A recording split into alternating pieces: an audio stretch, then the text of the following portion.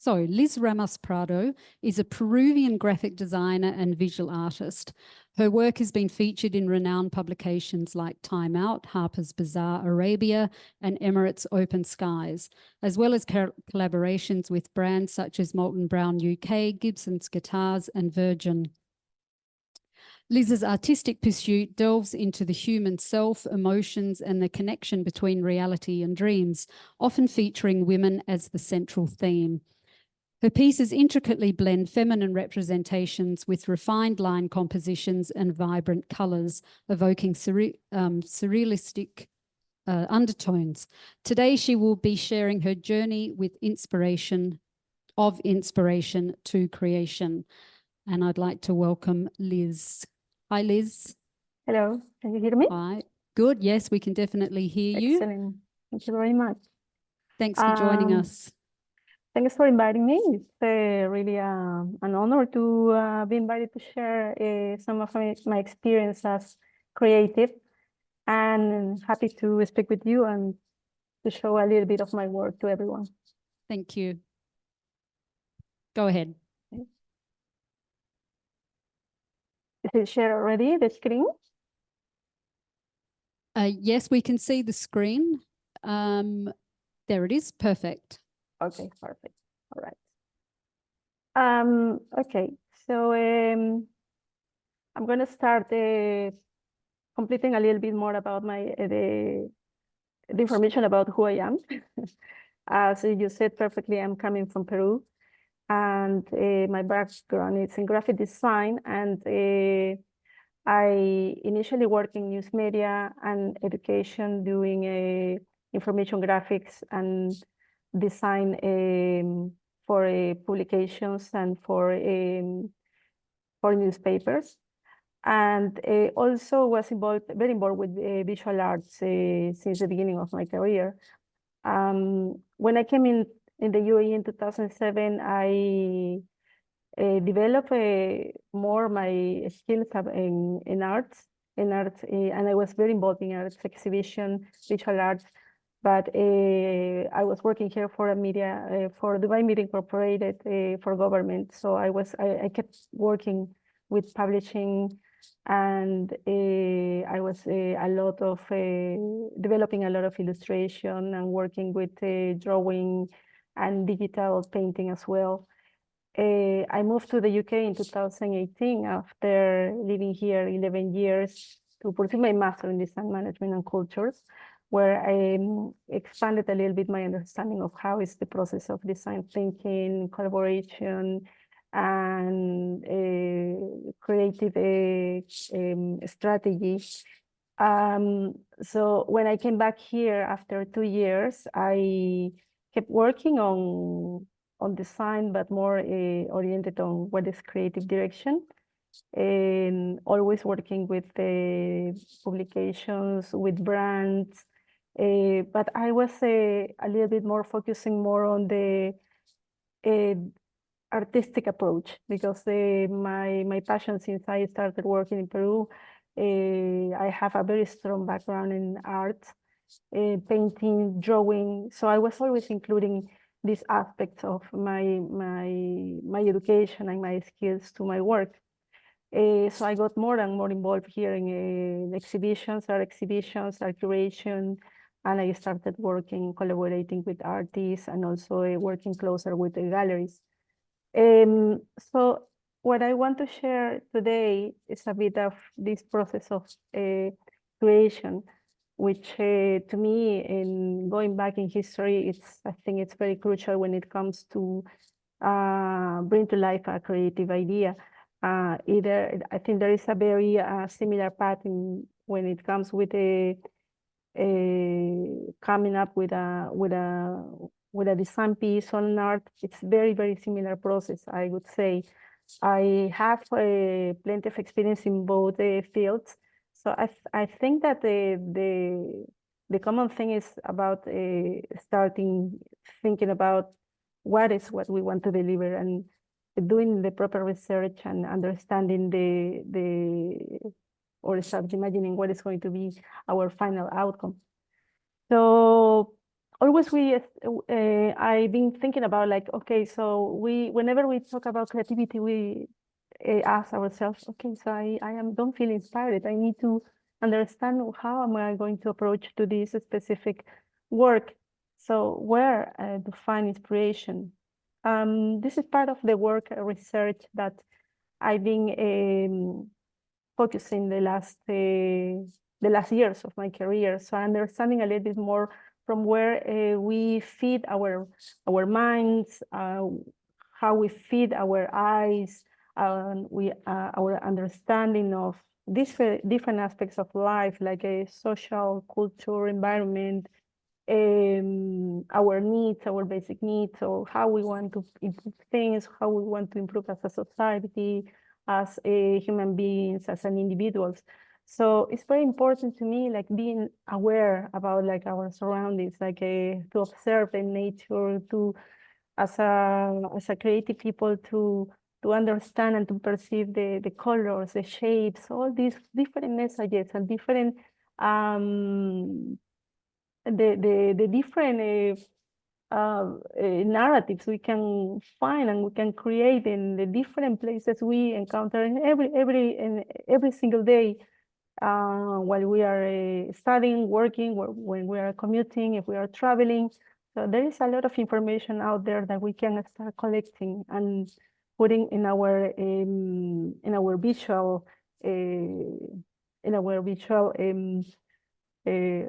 drive. I mean, like in our mind. So inspiration, it's coming from not only the nature surrounding, but also the culture, as the previous speaker mentioned. This is very, very important. So this last time I was back in Peru a few months back, and every time when I go there is an encounter with my traditions, from where I am, what is there. I get to understand better what are my inspirations, and I rediscover things that maybe I overlooked in the past. So I think it's very, very important to recognize who we are. I am living here in the UAE since 2007, as I mentioned. Sometimes this feeling of belonging can be damaged if we do not keep connected with our roots. So that's very important, and that's a very, very rich source of inspiration, I would say. So I'm sorry, I think my slides are a little mixed up. Okay, but I think now with the internet, I mean, we're talking about the internet is here like from 20 years back, 25 years back already. So it's a rich source of information, social media, the live stream podcast, TV series. So we can get we can feed our imagination with a lot of stories and information and feed also our knowledge of different topics that maybe we are not aware about. So we can find information, we can do our research, and we can find inspiration in any of these channels. And I put here as well, because I'm going to focus my talk here about like the journey of a creative and inspiration and the creative process with the last work I've been doing, which is more related with arts. A very, very big and important source of inspiration is attending to different events. I have put together here what we have usually, like the two main art seasons in Dubai, which is happening now, I think March and May, and then in September, we have Art Dubai, Dubai Public Art, the DIFC Art Nights, Dubai Design Week. We have Al Circle Night, Sika, Where Are Dubai? So I think these are places that we, as a creative, are the places we have to be there, because we get to know exactly what is happening in the creative field, what is happening in the creative world. We can get inspired, we can get a challenge, we can get frustrated as well, because sometimes we want to push our own boundaries, but we want to do better, but everybody is working on excel their work. But it's very important to understand and to see what is happening. So it's very for us as a creative, it's a must. So we have to get to connect with these creative spaces, with meeting new people, and also like these events where we can exchange ideas about design and creativity. So when it comes with the next step, why we get some kind of inspiration. So we see something that inspire us about, like for example, questioning us like who we are, about some aspects of society that maybe we are not happy with what it's how the world is going now, how we people do not take care of the planet. So we have the idea with ourselves, and then we have to collect all this information, and we need to put this into words, into drawings. So I think this is to me, usually this is the more challenging part, because sometimes the research stage can be very extended, can be big. So we need to narrow down to start working on this, organize and discriminate this information, and then to think how we are going to transform all this data in a visual representation to communicate exactly what we want. So we need to understand also who is going to see, listen us, what exactly we want to say, what we want to achieve. And then it comes this what I call the blank page, or the empty canvas in design. Talking about design, talking about arts, that's the challenge. Start like putting hands on and bringing to life the idea resulting of our research. It's very challenging. I have collected a group of sketches. So whenever I start my work, I do a lot of writing. I organize my ideas. I write down what I think are the concepts more important to me, what it's going to be the next topic of a series of illustration, drawings, artworks I want to do. And definitely the next thing is to start sketching, to understand what exactly, if I am exactly going in the right path. I think that's very, very important, because I think it's a way to see and to compare exactly. So if what we are doing is actually something that we really feel.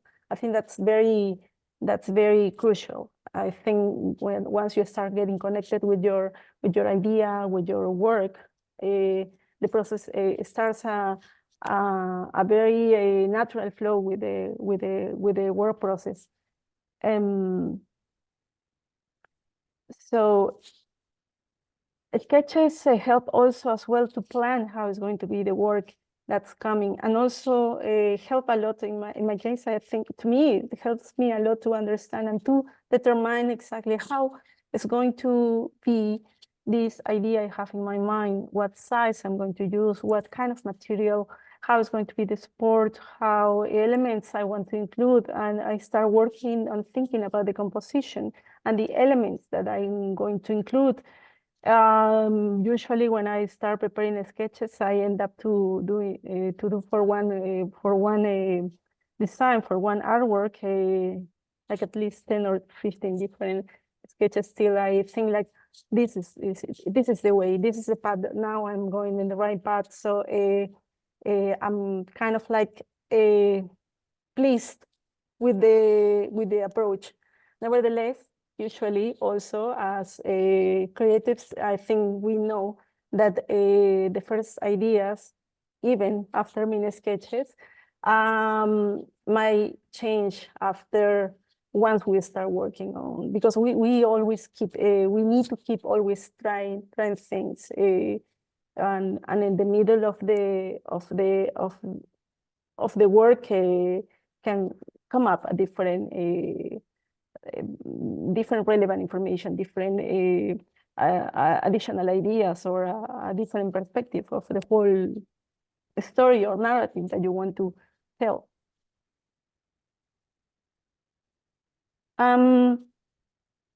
So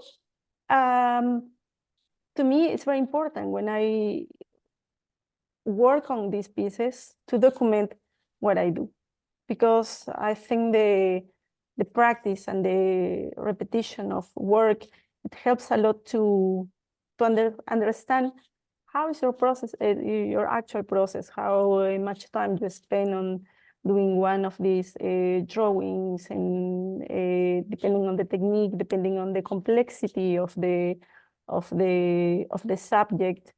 I have put here together 3 different examples of the 3 different drawings I was preparing for, sketches actually for a project I was working for a gallery. And I started working with some drapery here. And I remember when I was a student, one of the things I was struggling a lot with was the drapery. And I remember when our classes was really I was not really enjoying this part of whenever we had to work on drapery, I was not really enjoying this exercise because it was very complex. It took a lot of effort to understand the shapes, understand the volumes, understand the lights, the shades. So it was very, very challenging. So I was most of the times focusing on the faces, on the hands. Drawing hands and feet are also very, very complicated, but I would prefer 1,000 times to focus on the faces and the part of the bust. But drapery was something I was always avoiding. But in the last years, I have learned, like, of course, all this process, it takes a lot of patience, it takes a lot of detail and observation. So I like documenting that so I can understand better how also, it's a way also to measure how I can improve my work and in what I am better solving,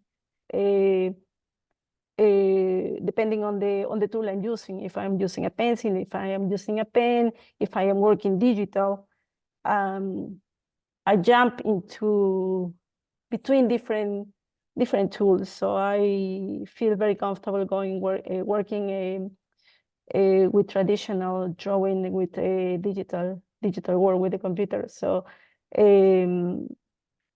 but I usually document this process. I think it's a very useful way to learn about our own progress, and also to then once it's ready, it's very enjoyable to see how you are improving with the time with every new work. So and yes, patience usually pays off. Observation and putting a lot of attention to detail, which I think it's something that always, whenever people ask me about, like, how do you do these kind of drawings, how it's possible that you can now work on this drapery that in the past was very, very challenging for me. It takes a lot of attention to detail, and this is something that I am bringing, for example, from graphic design. So there are many things about the work process I use to create my artworks coming from design, which is the planning, which is a lot of observation, a lot of study of the subject first, understanding how am I going to use the spaces, the composition, if I'm going to use just one color, depending on what kind of impact I want to or the message I want to give with the final work, the elements I'm going to use, and what these elements are going to communicate to people. Of course, the difference between delivering working on a design piece, which most of the times might be commissioned or can be also personal, but it's the communication has to be very clear, very straightforward. So every single element we put in a poster, for example, it has to be very accurate in terms of communicating the exact concept, the exact ideas. So the people who we want to, the people who we are target or we are talking to, they will understand immediately what we are talking. But with arts, it's a little bit different. While the arts, it's more personal work. It's important also to consider many of these different elements, like representing the energy or sadness or different, or it has to be, it wants to create some emotion, or it wants to create some kind of reaction. I like putting in my artworks a lot of in a time. Well, now I will show you how my work has evolved. I used to focus a lot on the eyes, because to me was an element that communicate a lot.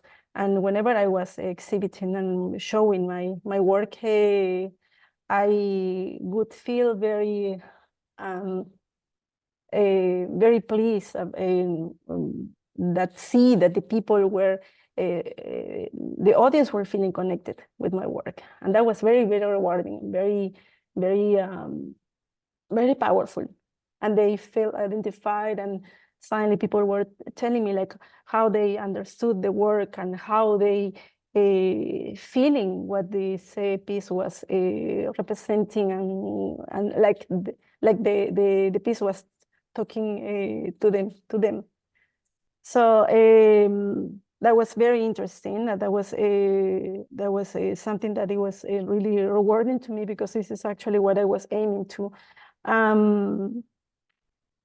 So I want to show you. I want to share with you a small time lapse I have here.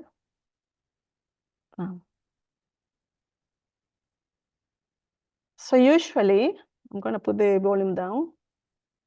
Okay, usually when I try, because it's very complex when you are working, recording and drawing at the same time. It's a very exhausting exercise. So it needs a lot of it needs double attention. And I'm talking about, like, for example, for with this specific work, I really spend a lot of time working on this. So this is a time lapse that it's only less than a minute, I think. But actually, it took me a lot of time developing or rendering all this artwork. And for example, at the beginning, this was actually an exercise of understanding and learning the drapery. I wanted to conquer my monster because when I was a student, this was the thing that I was always struggling with. But I decided to start working on this to conquer these complex, very complex shapes.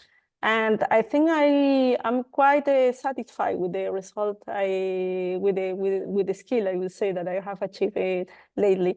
But it takes a lot of attention, a lot of patience, a lot of yeah, particularly patient, because it's hours and hours working on this. So recording and working on this, it demands an extra effort. But anyway, I enjoy both. So, and for example, this exercise with this sketch, which it was aimed to focus on all this part. But then I think I need to bring back always, when I was a student, I had one class that was focused on geometry, geometrical drawing.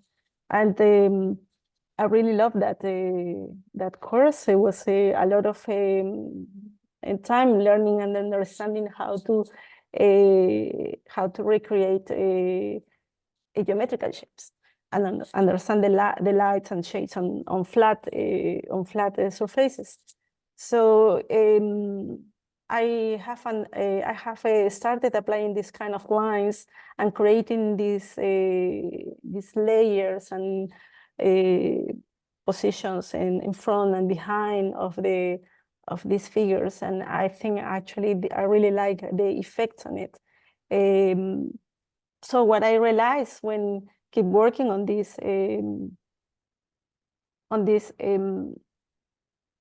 sketches, I'm sorry, I think I want to go. Okay, is that what it started like as sketches? At the end, they evolved as finished drawings, and I was getting very happy with the final result, and I started producing more of them. I don't know if you can see, but usually I use a moleskin here, and I do the renders in a moleskin, which is this is almost an A4 size paper, and I started producing more of this, just with this is a big pen, an ordinary big pen, and this one has become the main tool I work with since 3-4 years back, I think. Okay. So I think whenever it comes with creative work, it's very important to find our voice. And this is related with the experimenting about with different tools, experimenting with different media, with different formats, with different surfaces. So as mentioned before, I really like going from traditional to digital. Then I spend a time doing a lot of very graphic work. I love working on Illustrator. I think it's a very great software to develop a 2D illustration, as also to illustrations with some kind of like a 3D effect, working with gradients and volumes with all these amazing resources that have illustrators. So, but I think, in my opinion, I have heard before other of the speakers that specialization is very important and to develop a unique style. I totally agree, but I think that also to experiment and to open and break a little bit your boundaries is very important. I think there is a whole debate. I was a while ago talking with a group of fellow artists, and we were debating actually about this, like if it's better to be well known for one a specific style or skill, or better to be more skillful in many different with many different styles. I think both are totally valid, but myself, I keep pushing. I keep pushing to try different styles, different formats, different. I like to try different things all the time. So I have go from drawing, traditional drawing, to digital, to ceramics, and then I move to digital again.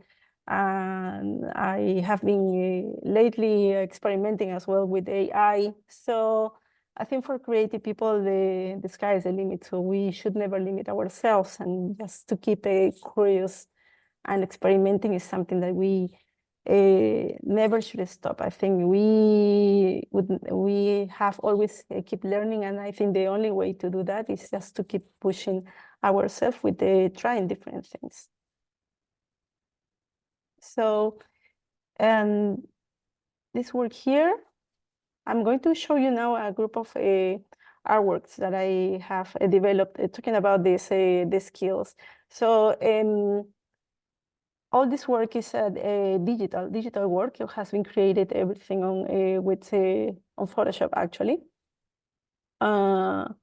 So it has been it's a long process, but I really love how the quality that I was able to achieve, and even to mimic the pen style that I have been developing with the ballpoint pen.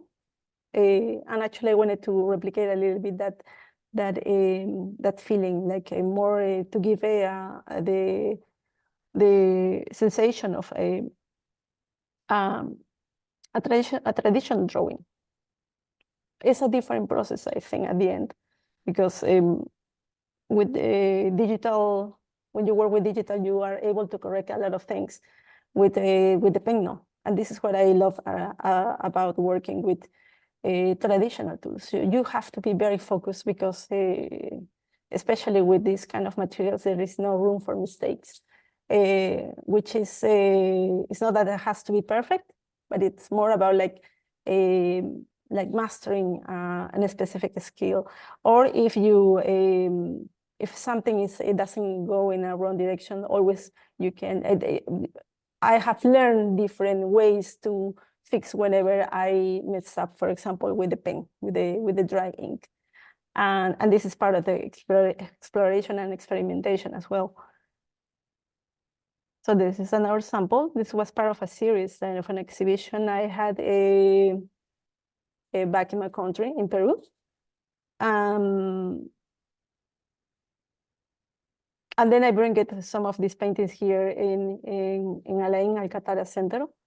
I was invited to participate in a digital exhibition. So I presented these two artworks along with other. I had to prepare 3 more works, all digital. This is also a digital work, so all done in Photoshop. And now there are many different tools, but I feel very comfortable working with these two monster softwares. They are the more traditional they might exist, but I think they are very, very powerful tools to create a digital work. And this is different. This is a traditional work. So now I work here with the pencils and watercolors on wood. So at the beginning, I show you the sources of inspiration. So I am very interested in showing, on expressing emotions, particularly feminine figures. So I have been asked about like why I focus on women a lot. First of all, because I am a woman, and I like exploring on the strength and how strong and how fragile and sensible at the same time we women can be. And I used to represent my women in ethereal scenarios. So I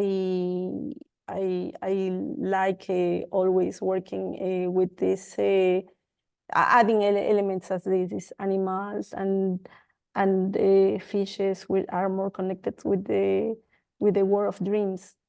But like if you see in these two examples, as I said before, I wanted people to connect with them through their eyes. So their eyes are they are staring, literally they're staring you. These are not really, really big artworks, but the size of the eyes were almost the same size as the size of human eye. So I really wanted to people to connect with them. So I wanted to understand and to feel and to explore in their inner self, in their dreams, and in the profound emotions. So I also explore on the format. So this format was really different for me. So it was I wanted to break a little bit the work I was doing before, that I was working on a smaller smaller canvases, A4, A3 sizes maximum. So I was invited actually to this exhibition in Alcercal Avenue to work on these pieces. These are actually they are skateboards. So they are skateboards, and this is a sandboard. This is a skateboard, and this is a sandboard. This is a little bit bigger than this one. So this exhibition was organized. It was a group exhibition, and I was one of the artists invited to develop one of these the pieces for the exhibition. So I came up with these two pieces. I was very happy and satisfied with the result of these two, because it was the first time I was working on wood, and this is the surface of wood, and with pencils, charcoal, watercolor. And since then, I try again to working on this with these materials and these surfaces, because it's one thing about working with the wood. It's the natural texture that gives you the material, so it gives a different effect in the whole work, in the artwork.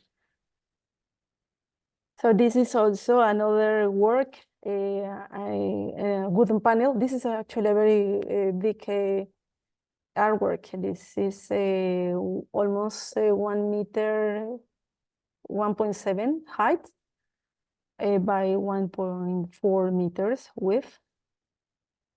And this artwork, I did it for my first solo exhibition here in Dubai.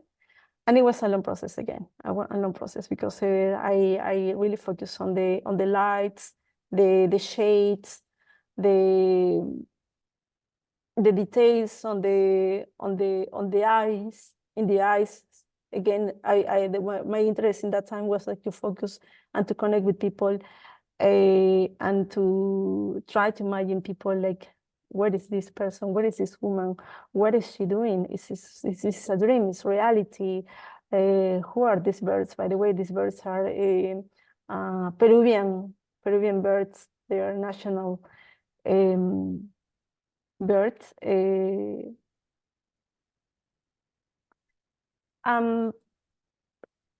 So thinking about my background again on graphic design, there is a difference. If you have observed, this is very different. I changed a little bit my style. I wanted again to go back to try flat surfaces, geometric shapes, more graphical lines. So I started combining both of the things I like more. So the traditional drawing and rendering, like I kind of achieving volumes, lights, shades, with more flat graphic spaces, like in this artwork here. And also I really like to limit my colors, my palette, because I think they help a lot to focus the attention of people in the subject without not much distractions. This is the other piece with that complements the series. But here the style is a little bit different. So this is more graphic, and this is I continue with the work on shadings and color and more volume, trying to achieve a little bit more of realistic finishing of the work.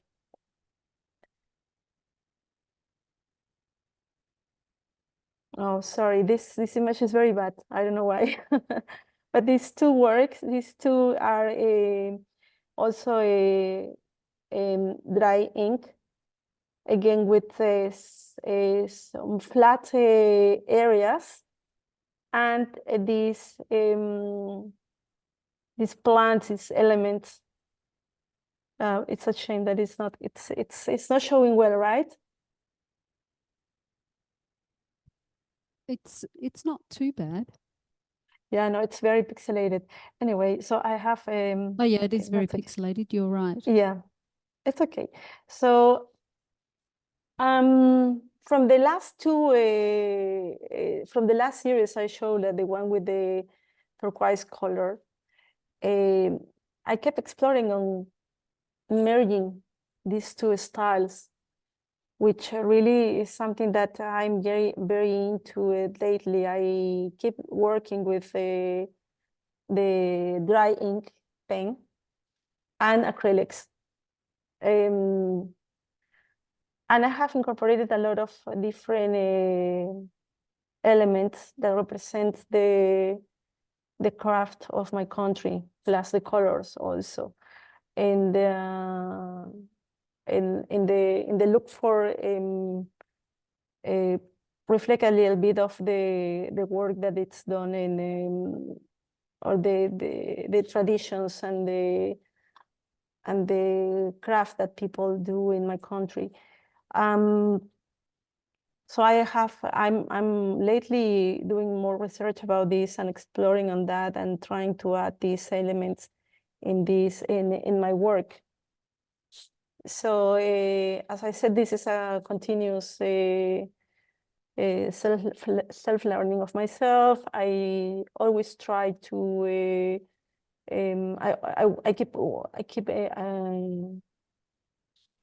trying different, exploring on different possibilities with when it comes with compositions and mixing styles and mixing materials and also formats. And one thing I want to mention, I'm going to back a little bit. So there is something that I have changed a bit, talking about the intention of the work and communication and what we want to express to our viewers. So before I was focused a lot on communicating with the eyes, because I said that this was for me the most powerful aspect of a human being. But lately this has changed in my work, and this kind of having a natural evolution of my work. So now I have removed this aspect of the eyes, and I'm focused more on the movement of the figure, the composition, the color, and the contrast of the technique with the volumes and the flat colors and the patterns. So this is the current stage of my work is right now. And I feel very comfortable at the moment, because if I have to explain why this why I have removed this element of the eyes, is because I think now I am aiming to people, whenever they see my work, to explore a bit more in the emotions, but by themselves, without showing a specific expression of nostalgia, sadness, happiness, intriguing eyes. It's more about like connecting with the inner emotions to people. So I think something very important when it comes with creative work is, I mean, all us creative people, we are very happy to develop design pieces, campaigns, brochures, videos, artworks, paintings, posters. But I think they might not have any impact if we are not able to deliver correctly this to the right audience. So that's very, very important. And I think like in these days, what is an advantage for our work is like now more than ever, we have the ability and the opportunity to manage our own marketing. or even create a brand of our agency, of our own persona as a creative, as an art director, as a designer, as an artist. And that's, of course, the social media helps a lot. So we can put all our creations to the reach of every public and worldwide, which is amazing, which is very, very good. But I think also that that's one aspect of our the way we communicate with our audience, with our public. I think it's important to always be active, IRL, in real life, and look for opportunities to be active, participating in different events. There are participating in fairs, in seminaries. As I showed at the beginning, the different kind of design and arts events that are happening in the UAE through the year. And for that, we need to be a little bit bold to expose ourselves and to communicate and to go and speak with the people and knock doors, and to not be afraid about what we want to achieve, despite if you are just starting your career, or you are a mid professional, or a very experienced designer, creative. Always there will be challenges. Always there will be people who is willing to take that job, be the speaker, to be in the spotlight, which is actually not the idea, but to be heard and to be seen, and to actually really reach the people we want to get to see you, to understand our creations. These are a selection of different events I have been involved in the last years. So I am working currently with 2 different galleries that represent me here in the UAE, one internationally. So I think that's very important. That's very important. It's very important to create strategic partnerships with people, with other companies, with agencies, with people who can represent your work, because they will reach other different audience that we might not through social media or only local. Again, I know that internet and social media is very powerful, but always there will be people specific audience eager to see our work closer, or to listen us in an event, and to exchange some ideas to understand better our work or what we want to say.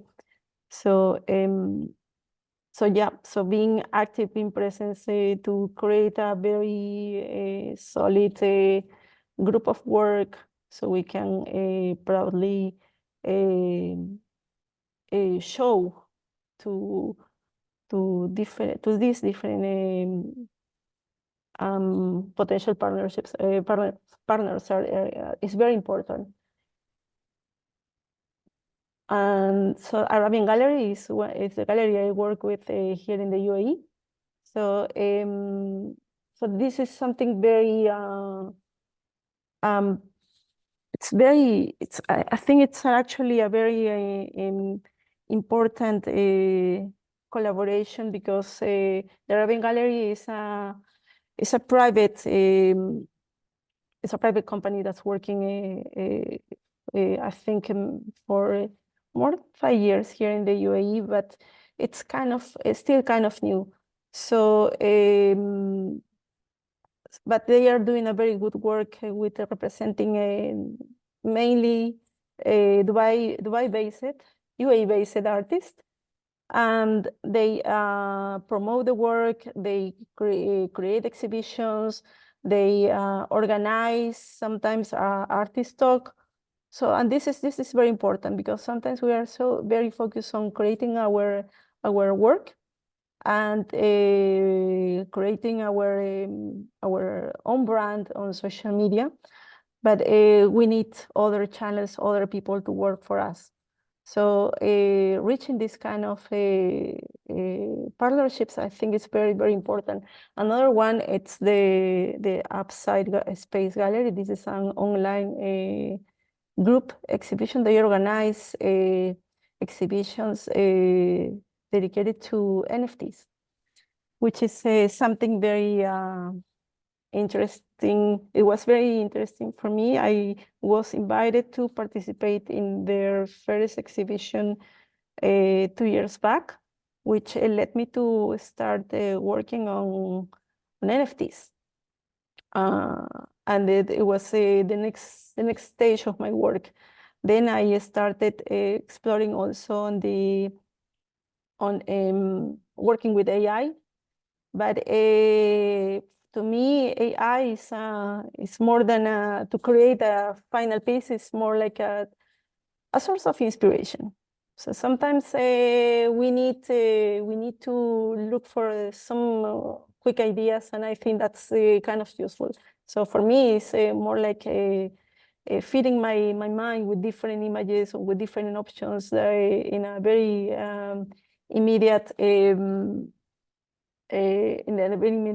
time. But at the end, it's I think it's just a tool. So it's not. I am not. In my case, I'm not working and developing entire pieces done with AI.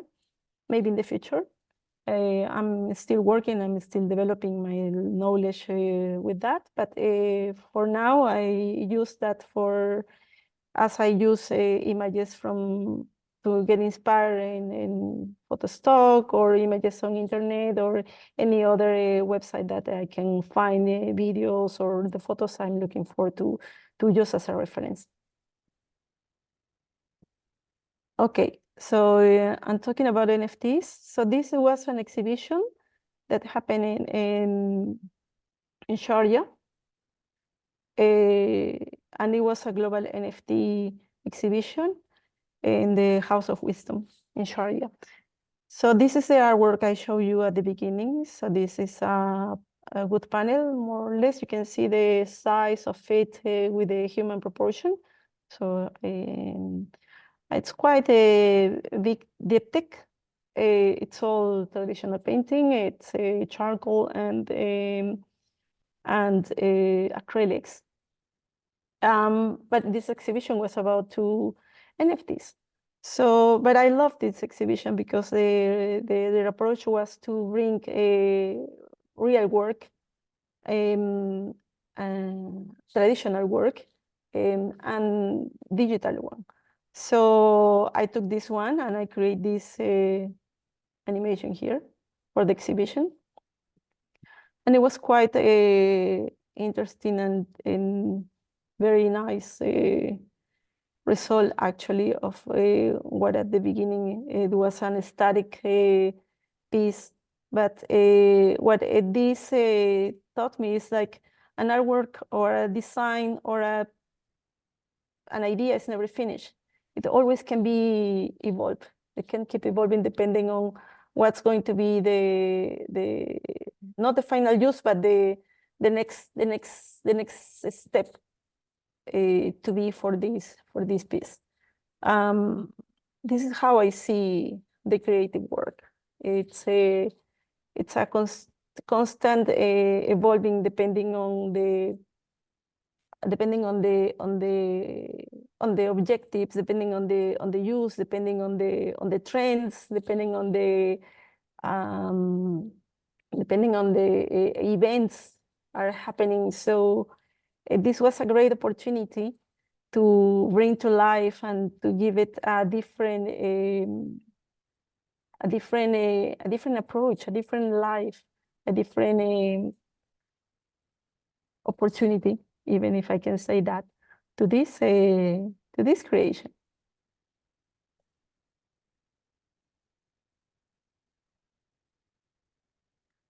And similar happened with this work. This was, I was invited to participate in an art exhibition called 50/50 NFT, organized by Moro Collective. I don't know if any of you have heard about this, the Moro. So this was an exhibition to celebrate the 50 years of the UAE. So I was one of the artists invited for this exhibition. And again, this was a very particular exhibition because it was one of the first exhibitions that combined digital NFT work with actual artworks. So the exhibition was physical and digital. Now it has become more common, but I'm talking about this on the beginning of 2021. And so this is one of the drawings I showed you at the beginning. It's all done with dry ink. The piece itself was exhibited in the Moleskine in the original size. But also the version on the screens in the same exhibition converted into digital piece as an NFT. So this is the animation I came up for. So again, of course, at the beginning I didn't plan at all that it would have or I would animate like this, or I would be even animated this piece. But when I was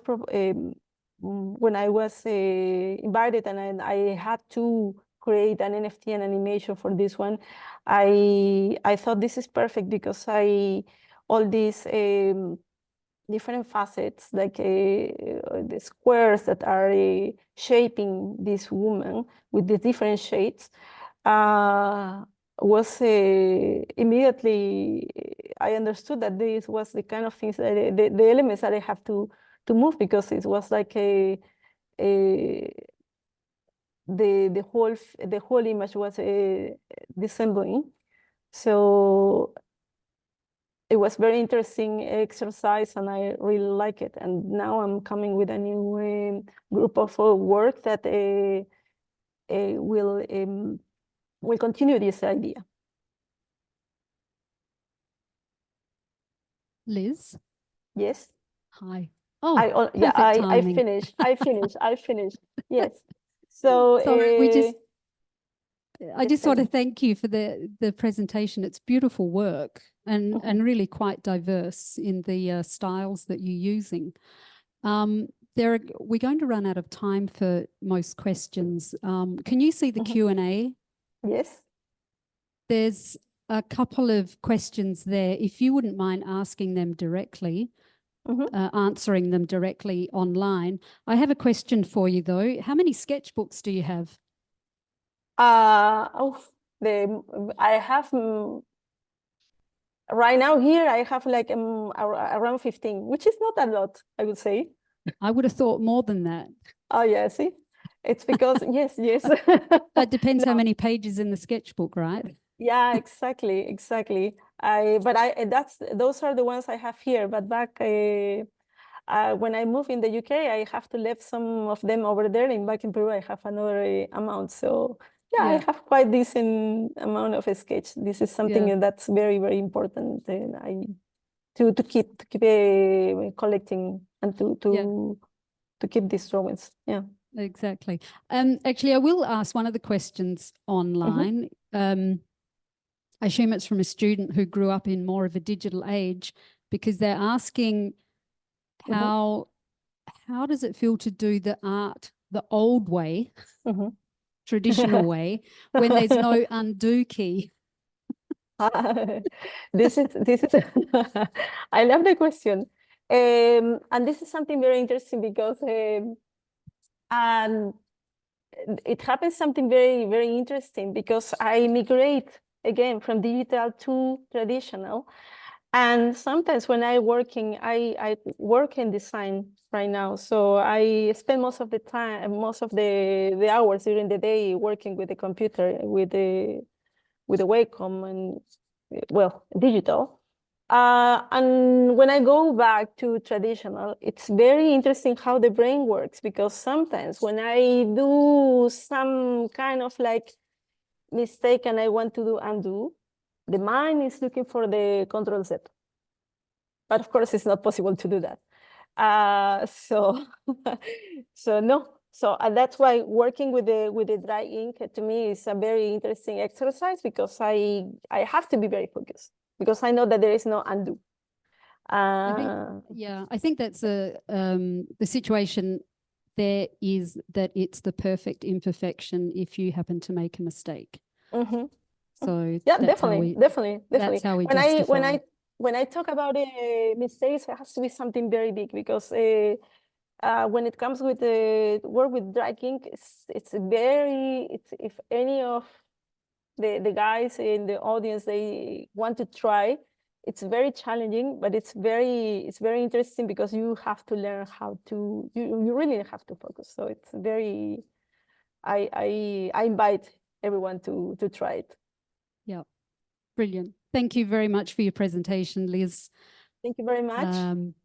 And thank you for, we wish we could have had you here in person, but again, that was a bit unfortunate. Mm-hmm. Again, thank you very much. Thank you, everyone. Thank you for having me. Thanks, Liz.